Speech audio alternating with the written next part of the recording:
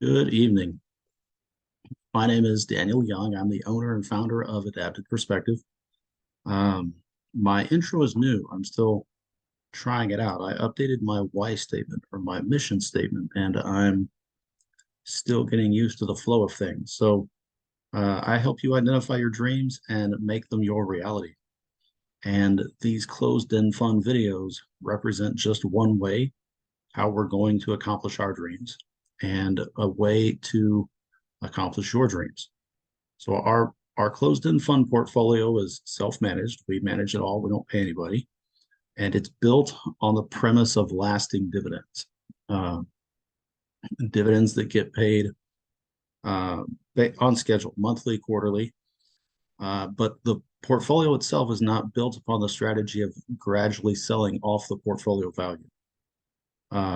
We want something that will either help us retire or supplement our retirement and pay us those consistent monthly or scheduled dividends.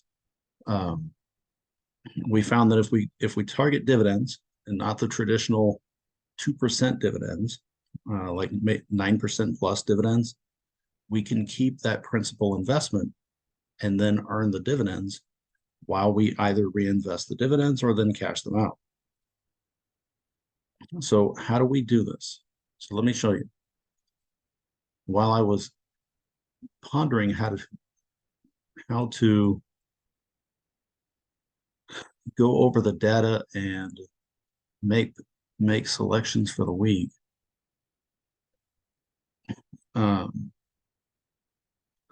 if you haven't noticed, the market's a little tenuous, shaky, undecided.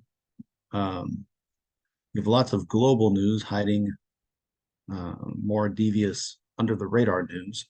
Um, and you got Russia and Saudi agreeing to cut oil production, and you have the U.S. Um, cutting cutting leases as well. So the big story, Russia and Saudi cutting oil production. Oh my gosh, that's huge. And in the background, under the table, you've got the U.S. doing the same thing. So it's not like anybody's going to be happier anytime soon with that. Um, you've got the Fed and so you have the Fed induced problem of $4 trillion in inflation, followed by the Fed being tasked with fixing the problem they created. So you have interest rates, which may or may not stabilize this month. Uh, you've got a wide array of long-term advice. There's some short-term advice, but you've got a wide array of long-term advice from the bond market to utilities to oil as a whole. Um, Technology bubble is still there. It's not exactly a bubble per se, but you've got technology. A lot of the growth that we've seen in the market is technology based. At some point, that's going to maybe not pop, but at some point deflate. Um, so it's how to pick the best funds week to week to where it's the best deal for you week to week, regardless of what the market's doing. So this is our closed-end fund master. And it does say membership view. At some point, my goal is to make it a membership, but it's not a membership yet. Um, so it's a list of all 433 closed-end funds. Um, Purple is recommended. Blue is what we own. Dark gray does not fit the parameters up top. Green are things we track. And these targets are all the ones that we are interested in. So for one reason or another. So the way I've been showcasing these videos is we take these targets. This is the one for today. Current, I always like to know what we have when we buy stuff. And I generally like to buy things in sets of 50 because I think that optimizes our investment, but it also makes the math easier. Um, so targets, we don't, well, here, we don't pay premium. So we can eliminate a few. Premium just means they're selling for more than they're actually worth. If it's a discount, then you're getting it for cheaper than it's worth. So the percentage, so if you made break even $1, then 1% off would be a cent less. So that's 98.86 instead of paying $1. And DMA, I'm not sold on, but HFRO, you're getting it for 40% off, which is paying, it's like paying 60 cents for every dollar. Or and I always say this wrong. Instead of paying the dollar, you're paying 60 cents for every share invested or every share bought. All right, so we don't pay premium. And we're going to look at yields. And we've been attempting to do everything north of 9.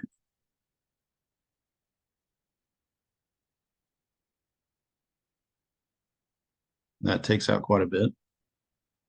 And then targets, the target range, I'll go back over here. So we're looking at funds we track for whatever reason, dollar cost average based on our portfolio, based on the current price, and then a buy alert, which is either double the historical value, double the 5-year historic discount, maybe both, or they're finally below premium. And so we own this fund. It is at premium level, currently selling for less than our average buy-in. This is our complete portfolio, days we invested, how much, the associated dividend, the payout on that purchase, the discount to NAV or the discount at purchase, and then tracking those dividends versus the current share cost. So 1288 is our existing, where are we? 1289, we'll say. This is 1205. So yes, it's a dollar cost average move, but it's also for premium. So we don't buy premium. And discount wise, I mean, yeah, so it's a 1 right now. Historical discount is at -5 or 5% off, right? So it'd be like paying 95 cents instead of $1. The 5-year discount is 2.6%, or discounted minus 2.6%. So if it got to, say, minus 5%, well, now you're on par with the historic, but you're also about double that 5-year discount, and that's a good time to buy. Kind of optimizes your investment in the short of things. I've explained this, and I've explained this before in other videos. I really don't want to double dip and get off track. So on this one, even though, I mean, these are great funds, they don't meet the standard. IGR, fund facts, Pacific Rim Bond Fund. So now we're left with just 16 because the top 2 aren't stocks. And all of these have historic discounts right now. So we're not looking to buy anything we don't already have. So then it becomes so all of these are great deals. It's not like you're getting a bad deal right now, right?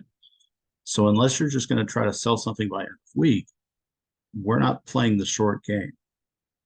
We're playing the long game of where we think the market is going long term, and the market always looks forward. Now, what screws you and me are all the new investors, right? So if I'm looking 20, 30 years down the road, or even just 5 years down the road, that new investor puts in money and then something happens and they go, oh no, and they take their money out. That creates those wide swings we see in the market, or plays into those wide swings we see in the market. and they impact you and me, but that's not you and me. So your stock price matters, but it ultimately doesn't matter until you sell it. So if your goal is to never sell the stock and just rely on the dividend, you want a consistent dividend, and ideally a dividend that goes up, but you want a consistent dividend. And then you get to figure out if you want that monthly or quarterly, uh, of where I think the market's going to go, or at least of these amazing deals currently in our portfolio and in the market at large. I would go with three in particular, and I could argue for a fourth. Um,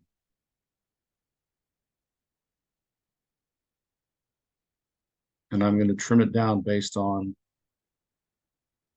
well, actually here. So you could strategize with picking the greatest overall discount. 40% off is like paying 60 cents instead of a dollar for every share. That's an insane deal. Its sister company, also a great deal, almost 28% off, right? So now paying 72 cents for every dollar invested. GLO and ZTR are kind of roller coaster moonshots to where when they're down, but when they're up, they are up. I have been attempting to get everything we're holding long term at 200 shares before really expanding elsewhere. That said, it's also based upon the going trends in the market. Like if everything's at premium, then we're not going to buy premium. If this double the historic discount isn't in place, or double the 5-year discount, right? Or like USA, who's finally selling for a discount when they normally run premium. Uh, when stuff like that comes open, that's worth considering. Uh, yeah, like if it was at 2 stars, which now that I look at the data, that original, this is accurate data. Uh, Historically, near 5, currently about 1.37. So that's double the 5-year and almost equal to the historic. So that's a good buy signal. And it really does, it tends not to stay in discount territory. Um, and it's one of the funds where I've been looking to add on to what we already have. But if it was a 2, right, I could be like, that's a great dollar cost average, right? It's amazingly cheaper now than it was based on our current average, which I think is like 8.34. It pays a fat dividend. It pays a consistent dividend. It's a great buy-in price, right? It's close, but thing is, there's all of these better deals on top of it. So if we're going based on dividend, they're all great dividends. If we're going based on your strategy, right, of keeping below a certain buy-in price or when they're paying, uh, it gets challenging because they're all that way. But if we can eliminate based on the discount, and if it's double the historic and double the 5-year historical discount, or even like it's actually in negative territory, which it doesn't usually exist, that's an easier way to screen it than looking at these other sectors of information. So of where I think the market would go, or where our money would be well invested, it would be well invested with any of them based on the overall discount, right? But there's still a lot of things on the list because they're all in this great discount area. Uh, the top three, we already own 250.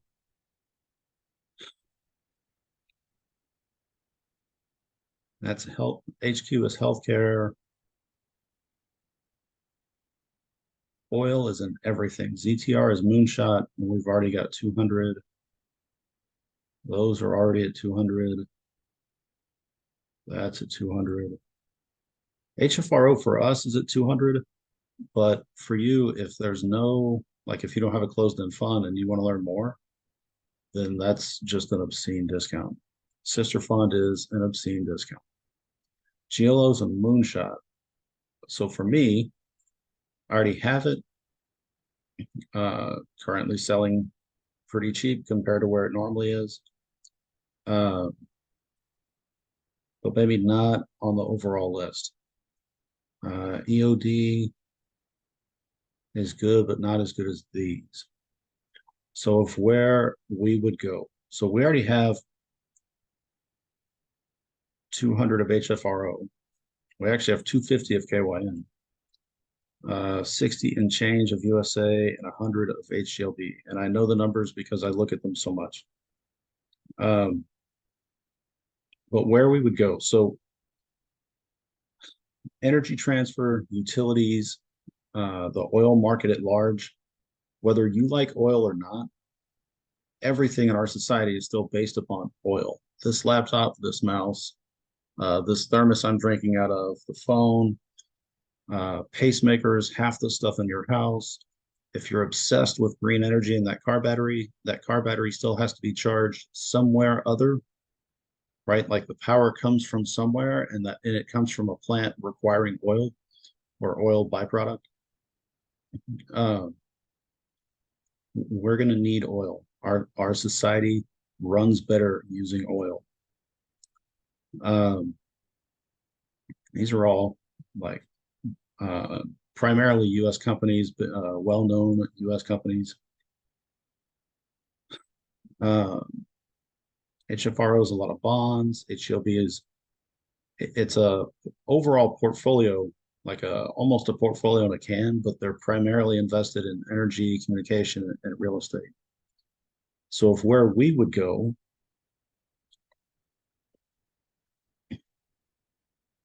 this has been on my radar a while, really since we bought it the last time. And then it spiked in premium, then it spiked in cost. It just has never lined up of being at discount or an amazing discount when we were ready to buy stocks again. So if we were investing this week, that's probably where I would go. The other one I could argue for is GLO, or that it's a Clough fund, um, because we could pack on what we already have. KYN is a good investment. HLB is a great investment. HFRO is a great investment. I mean, they all make an overall, uh, say like the top four, but then it comes down to strategy. When do you want to get paid? Uh, this is when KYN paid last year. So far, it's been a category one, so 14710 this year. USA has kept this schedule. They've paid the September dividend already, so you won't get a dividend until January. So you'll own it for 3 months and have nothing to show for it. And where that comes in, so when it pay you buy 50 shares, when it pays in January, you'll have $8, right? But this one will have paid 3 times between now and then. So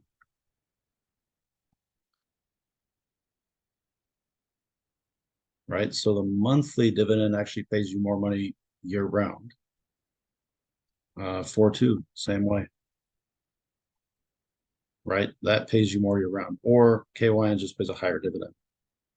Um, the other disadvantage with USA is it's a dividend reinvestment program. So they pay you a dividend and take it back and then exchange free. So like, here's this dividend, we take it back, and in exchange, we're giving you more shares. We're automatically reinvesting your dividend back into the fund for you, which decreases your overall share price over time, but it also doesn't allow you to invest that money somewhere else if you wanted to. So overall, my advice is buy the discount. I mean, these are all significantly different, right? In a good way. They're all significantly different than the historical data. So they're all exceptional buys. But HFRO remains the top one on the list based on the discount. And if it closed 20%, like if the Fed suddenly if the Fed paused for more than a month and started cutting rates, HFRO could drop 20% and it would still be an amazing buy. HLB, I would assume, I mean, it's a sister fund. It would mirror, right? Its actions would mirror HLB. And honestly, if we get the Fed to pause rates for longer than a month or cut rates, all of these companies will do well.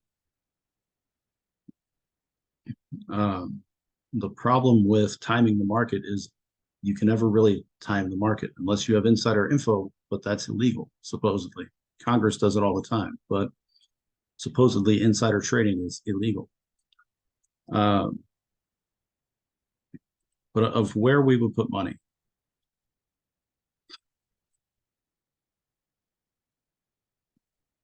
we would either put money here or there. And even though we already have 250 of KYN and 200 of HFRO, oil will be huge down the road. I mean, it's huge now, but oil's not going away. Not by far. People will tell you that it's going away, but it's not going away. So yeah, that's it. It's short and sweet.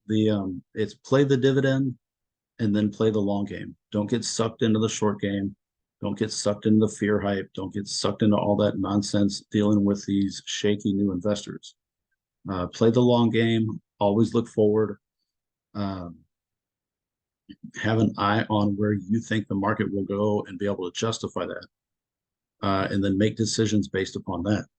And I could get into more, but I'm not, because to be quite honest, I have a headache. I have a wonderful tension headache. And staring at technology and talking for long periods of time does not do well for my headache. So I'm going to end it on that. So the top four for the week,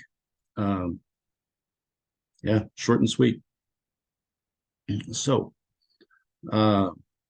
let's see, the stuff that I didn't get to. So it's an unedited video. Who knows what you hear in the background? Fully transparent. It's a raw, uncut video filmed in my house. And normally you hear my cats running amok, but no cats running amok tonight. Disclaimers. For the full list of disclaimers, see the description. The two that I generally cover are that I am not a financial advisor and that I am a financial strategist. And then I don't speak like the herd. I try not to be wiffle waffly. I try not to dodge things, and I give you my honest opinion and take. So of the four, I mean, those are the top four for the week. If you like the content, consider subscribing to my channel. And then also head over to Facebook, join my group there called Navigate Your Finances. And the information will be in the description below. So as you face the week, whatever you have going on, I hope you have a great week. Just remember, you're the captain of your ship. You have the power to change your life and your financial future. Many people will offer to help you. You need to get better at figuring out who's worth listening to and who really wants to help you and who doesn't. There are a lot of pretty memes, right? But just because it's a pretty meme doesn't mean it's going to help you. It's the old saying of you can slap lipstick on a pig, right? But it doesn't make it a pretty pig. So a lot of people will offer to help you, but only you can make the choice to do it. So make it happen and shock your world. This is Daniel Young signing off. I will see y'all on another video. Bye-bye.